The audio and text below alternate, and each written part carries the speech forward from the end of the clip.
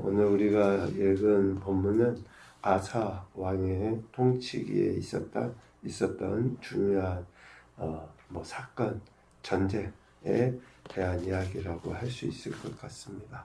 아사라는 이름의 뜻은 만들었다, 만들어지다, 그런 의미가 있어요. 무엇을 만들었을까 생각을 해보면, 또 무엇이 만들어졌을까 생각해보면, 오늘 본문에서 볼 때 첫 번째는 평안이고 두 번째는 견고한 성읍이다 라고 이렇게 할 수 있을 것 같습니다. 14장 1절에도 보면 아사가 대신하여 왕이 되었을 때 그 땅에 10년 동안 평안이 있었다. 그러니까 아사가 왕이 되고 나서 10년 동안 전쟁 없이 이렇게 평안이 있었는데, 실질적으로 이 평안이 아사의 힘에 의해서 만들어졌는가 라고 보면 딱히 또 그런 것은 아닌 것 같아요. 왜냐? 13장 17절에 보면 아사의 아버지 아비야 있잖아요. 아비야가 북이스라엘과 싸움을 펼치잖아요. 그 북이스라엘과 싸움을 펼쳐서 이기게 됩니다. 배가 넘는 군사력을 가진 북이스라엘과 싸워서 아비야가, 즉 남유다가 이기게 되죠. 13장 17절에 보니까 이스라엘이 택한 병사들의 죽임을 당하고 엎드려진 자들이 50만 명이었다. 그러니까 80만 명이나 되는 군사를 이끌고 와서 50만 명이 죽임을 당하게 되잖아요. 그리고 또 한 가지는, 이렇게 그 북이스라엘이 아비야에 의해서 패망하고, 이제 또 실질적으로 북이스라엘의 그 국내 정세가 매우 혼란스럽거든요. 아사가 왕이 될 때에 여로보암이 통치하던 시기였어요. 북이스라엘의 여로보암이. 그런데 여로보암이 이제 말년이죠. 거의 2년 다스리고 나답이 반역을 일으켜서 왕이 돼요. 1년 동안만. 그리고 그 이후에 바사가 6년을 다스려요. 그러니까 실질적으로 아사가 통치할 당시의 북이스라엘은 왕권이 3번이 바뀌어버려요. 여로보암, 그 다음에 나답, 그리고 바사. 그러니까 얼마나 그 북이스라엘의 국내 정치가 혼란합니까? 그러니 실질적으로 대외적으로 남유다라든지 주변의 나라들과 전쟁을 일으킬 수 없는 북이스라엘의 모습이었죠. 그러니까 어쩌면 그 아버지 아비야에 의해서, 그리고 또 북이스라엘의 내부적인 혼란에 의해서 10년 동안 아사가 왕이 되고 평안함이 10년이라 했는데, 10년 동안 평안함은 만들어진 거죠. 아사가 정치에서 이렇게 취한 것이 아니라. 그리고 난 이후에 실질적으로 이제 10년이 지나고 난 이후부터는 전쟁이 끊이지 않아요. 열왕기상 15장 16절에 보면 아사와 이스라엘 왕 바하사 사이에 일생 동안 전쟁이 있으니라.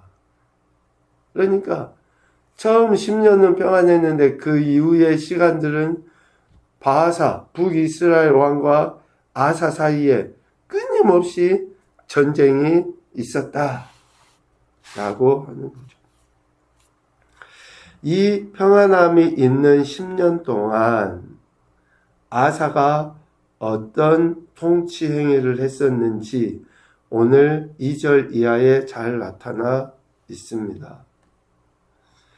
아사가 그의 하나님 여호와 보시기에 선과 정의를 행하였다 라고 아사에 대해서, 평안한 10년 동안의 아사의 통치에 대해서 이야기를 하셔요. 그의 할아버지 르호보암과 달리 하나님 보시기에 정직하게 행한 것이죠. 여기서 선과 정의를 행하여 라고 하는 그 말은 아사가 하나님의 속성과 또 하나님의 통치 방식을 따랐다 라는 것으로 이해할 수 있어요. 선과 정의를 구분했잖아요. 선은 하나님의 속성이고 정의는 하나님의 통치 방식이에요. 그 하나님의 속성에 의해 그리고 하나님의 통치 방식에 의해 아사는 남유다를 다스리려 하였다라는 거죠. 즉 아사는 하나님의 속성을 거스르는 것을 제거합니다. 3절 이방 제단과 산당을 없애고 주상을 깨뜨리며 아세라상을 찍고 또 5절에도 유다 모든 성읍에서 산당과 태양상을 없애는, 그러니까 하나님의 속성을 침해하는 거스르는 것들을 제거하는 선을 행해요. 그리고 또 하나는 하나님의 통치 방식을 따릅니다. 그 하나님의 통치 방식은 뭡니까? 하나님의 말씀이에요. 4절에 보면 유다 사람들에게 명하죠. 그 조상들의 하나님 여호와를 찾게 하며 그의 율법과 명령을 행하게 하였다. 하나님의 통치 방식은 하나님의 말씀이잖아요. 그러니까 아사는 이스라엘, 즉 유다 백성들로 하여금 하나님을 찾게 만들어요. 하나님의 말씀을 듣고 행하도록 하였다라고 이야기합니다. 하나님의 속성을 거스르는 것을 제거하고 그 통치 방식을 따라서 행했다. 이것이 바로 하나님 여호와 보시기에 선과 정의를 행하였다라는 거예요. 그런데 이 하나님 보시기에 선과 정의를 행하였다라고 하는 것을 오늘 7절 말씀에서는 여호와를 찾았다 라는 이야기로 표현할 수 있어요. 아사가. 그러니까 유다 사람들에게 여호와를 찾게 하였다라는 것뿐만 아니라 적극적으로 아사가 하나님을 찾았다. 즉 하나님의 말씀대로 하나님을 섬길 뿐만 아니라 유다 사람을 다스리는 것에 대해서도 그렇게 하나님을 찾고 하나님의 뜻하신 바대로 행하였다. 이러한 아사의 행태에 대해, 태도에 대해 하나님이 더더욱더 그런 평안함으로 인도하시고 여러 해의 싸움이 없는 동안 성읍을 견고하게 세워갈 수 있게 하셨고 그 성읍을 형통하게 건축할 수 있었다라고 6절, 7절에 이야기합니다. 이런 시기가 지나고 이제 구스 사람들, 에티오피아죠. 사람들이 유다를 치러 올라옵니다. 전쟁이 일어나게 되죠. 그때에 아사가 취한 태도를 우리는 볼 수 있습니다. 아사의 군대는 8절에 보니까 유다 중에서 큰 방패와 창을 잡는 자가 30만 명이고 베냐민 지파 중에서 작은 방패를 잡고 활을 당기는 자가 28만 명이다. 그러니까 58만 명 정도 되는 거죠. 그런데 구스 사람들이 유다를 치러 올 때 군사가 몇만 명이에요? 100만 명이에요. 100만 명. 병거 300대를 거느리고 유다를 치러 구스 사람들이 올라옵니다. 아비야 때 북이스라엘과의 전쟁도 마찬가지죠. 80만 명 대 40만 명이었어요. 그러니까 오늘 지금 아사 시대의 구스와의 싸움도 수적으로나 무기적으로 전혀 남유다의 아사가 싸워서 이길 만한 상대가 안 돼요. 그런데 전쟁을 치러야 되죠. 절대적인 그런 열세 가운데 있어요. 이러한 상황에 처한 아사가 보인 태도가 뭡니까? 11절 전반부에 아사가 그의 하나님 여호와께 부르짖어 이르되, 그러니까 7절에서 우리 하나님 여호와를 찾았으므로 하나님을 찾았다라고 하는 말은 오늘 아사가 이러한 상황에 전시 이전에도 평안할 때도 하나님을 찾았고, 특별히 급박한 전쟁의 상황에 하나님을 찾은 거죠. 부르짖어 기도한 겁니다. 그러니까 이런 이야기들을 보면 평상시에 여전히 문제가 생기든지 안 생기든지 하나님 앞에 기도하고 하나님을 찾는 것이지, 문제 생기면 그때 주여 한번 하고 이런 행태의 모습이 아니라는 거예요. 우리의 신앙은 여전히 하나님을 의지하고 하나님을 찾는, 하나님의 말씀을 듣는 이런 태도들이 우리에게 있어야 한다는 것을 가르쳐 주는 게 아닌가 싶습니다.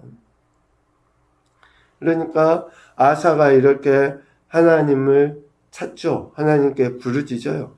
하나님께서 도움이 되신다는 것을 확신하고 하나님께 기도합니다. 11절 중반 이후에 여호와여, 힘이 강한 자와 약한 자 사이에는 주밖에 도와줄 리가 없습니다. 우리 하나님 여호와여, 우리를 도우소서. 우리가 주를 의지하오며 주의 이름을 의탁하오고 이 많은 무리를 치러 왔습니다. 주는 우리 하나님이시오니 원하건대 사람이 주를 이기지 못하게 하옵소서. 그러니까 아사는 지금 구스와의 이 전쟁이, 구스 사람들이 결국은 하나님을 대적하는 것이다 라고 단정을 지은 거예요.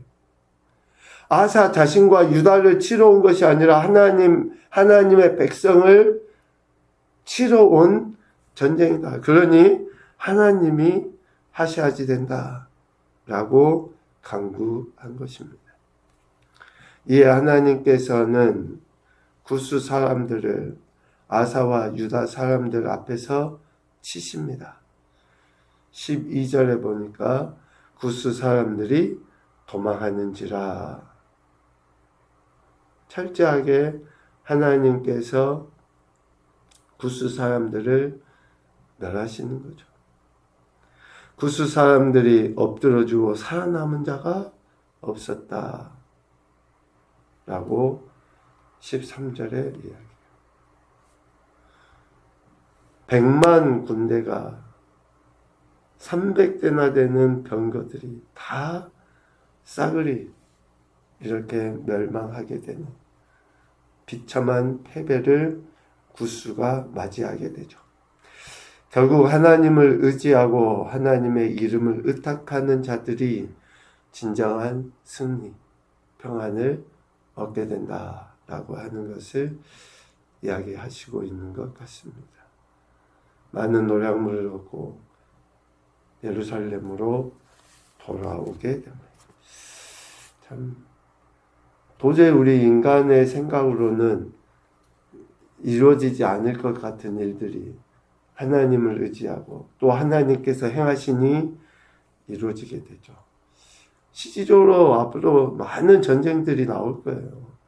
그런데 그때마다 하나님이 어떻게 역사하시는지를 우리는 보게 될 겁니다. 그렇다면 우리도 지금 우리의 눈앞에 놓여 있는, 우리가 도저히 해결할 수 없을 것 같은 그런 일들 앞에 우리가 어떤 태도를 취해야 하는지 답이 나오는 거죠. 첫 번째 교훈입니다. 하나님의 속성과 하나님의 통치하심을 따르는 것이 복이다, 평안이다 라고 이야기해요. 하나님의 속성, 하나님의 통치하심을 따르는 거예요. 두 번째, 구체적이고 실제적인 태도로서 하나님을 따라 살아야 한다.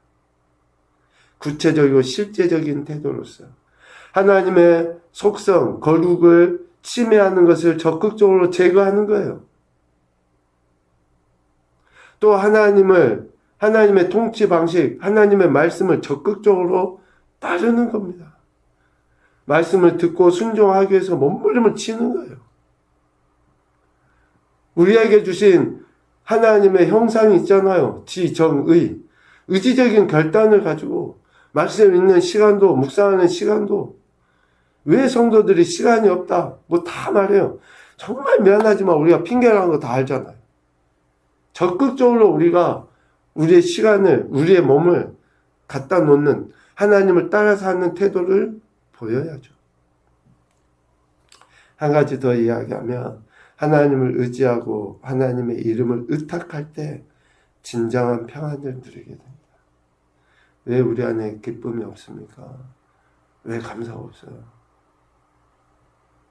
신앙생활을 하면 할수록 정말 기쁨도 평안도 있어야 되는데 왜 자꾸 우리 안에 이러한 기쁨이나 감사가 사라지나 잘 우리 자신들을 되돌아봐야 될 것 같습니다. 하나님을 의지하고 하나님의 이름을 의탁할 때에 진정한 평안을 누리게 됩니다. 오늘도 저와 여러분에게 구원의 은혜를 베푸시고 또 하나님의 영광을 드러내게 하실 그 하나님의 선하신 뜻을 우리가 분명히 깨닫고 약속하신 말씀에 순종하여 크신 은혜도 또 더 큰 영광도 누리며 올려드리는 그런 귀하고 복된 한 달 우리의 남은 인생이 되시기를 주님의 이름으로 축복합니다. 아멘.